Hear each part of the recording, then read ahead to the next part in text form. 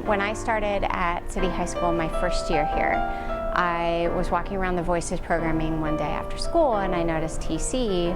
TC Tolbert is the founder of this project and the creator of this project, and he was working with City High students on making kites, and I was really intrigued by it, and I talked to him and I really enjoyed hearing what the project was. And so the next year I was trying to figure out a good project for my seniors.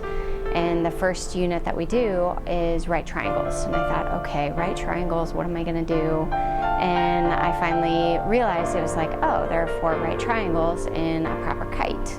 And so I tied that together and I contacted TC and asked him if he'd be willing to work with us as a school again instead of doing voices, but actually working with the seniors, and he was really excited. Made for Flight is an organization that makes kites for transgendered people who've been murdered every year.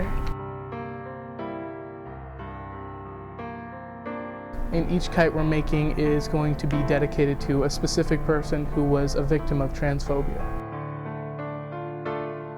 It's for the Day of the Dead.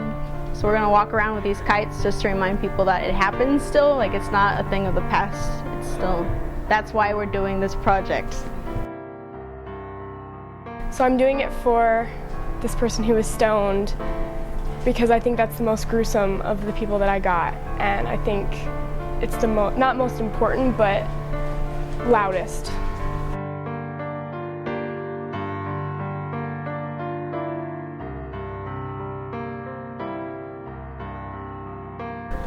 All I know is that she was 16 and she got shot like 12 times.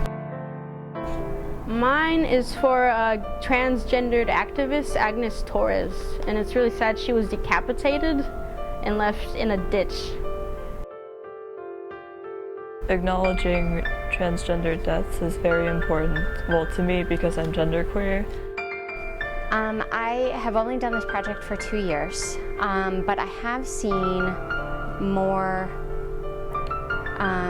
knowing and understanding of things, and I have more students willing to talk to me about different situations that have happened around them and how they are noticing transgender people more in the world and are celebrating things that are happening for them that are good things.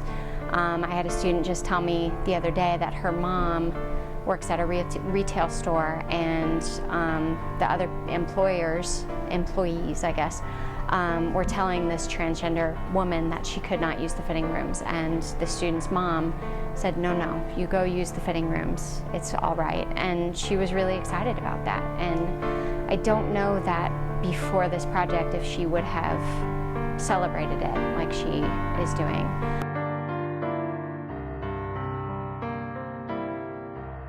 I've been participating in Made for Flight for 3-4 years, and TC is really amazing, the person who started it, and it's just really meaningful to remember people's deaths, even if you don't know them, especially just for them being murdered for something as simple as being transgender.